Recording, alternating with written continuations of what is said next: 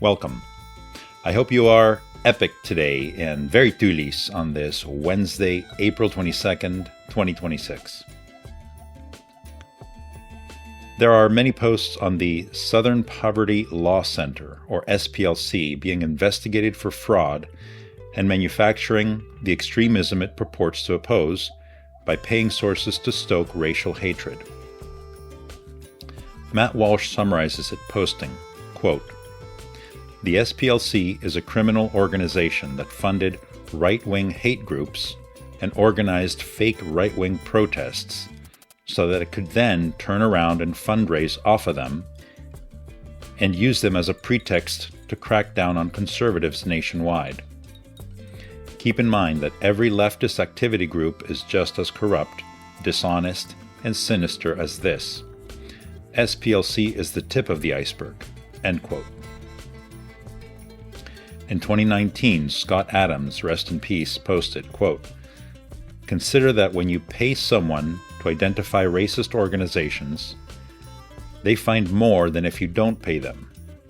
And that is what has been happening with SPLC. So it might be a measurement incentive issue too." End quote. Perverse incentives lead to perverse behavior, hence the term follow the money. Organizations are formed by individuals.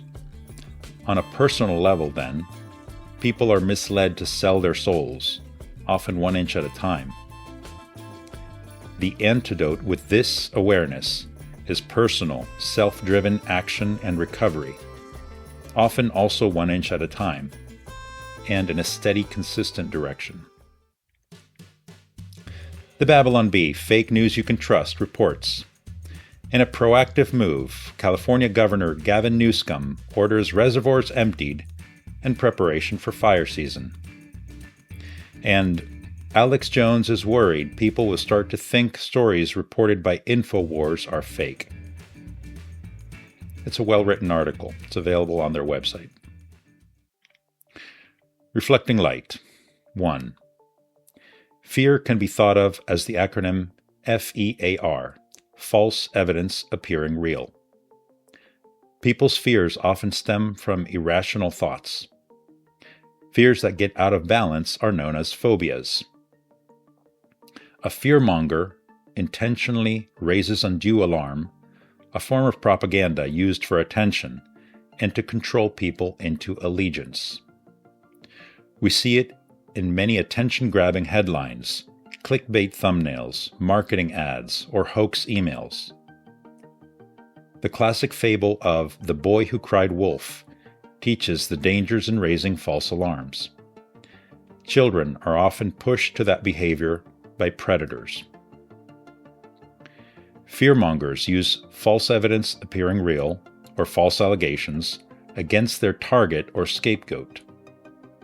Fearmongers will then distract and project from their own abusive behavior. Their motives for attention-seeking and unearned entitlement stem from envy. Looking at fear as false evidence appearing real is useful to motivate and encourage individuals to confront and challenge their fears, to identify their true source, often artificial in origin.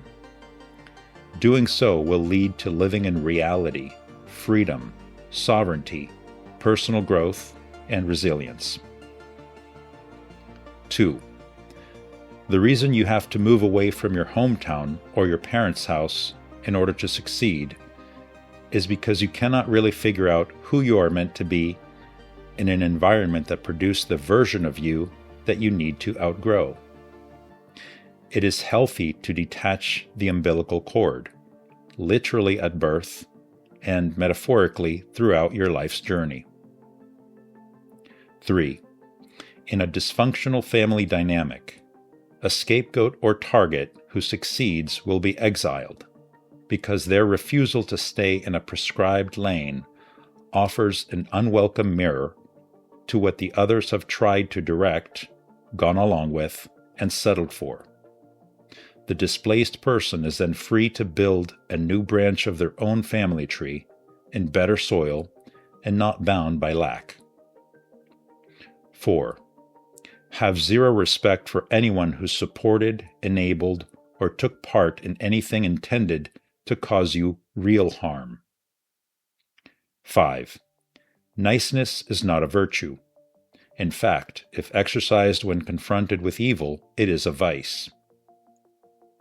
6. The smear campaign reveals everything about the narcissist and nothing about you. Until you see me again, Duliness saves the universe. Be well, everyone.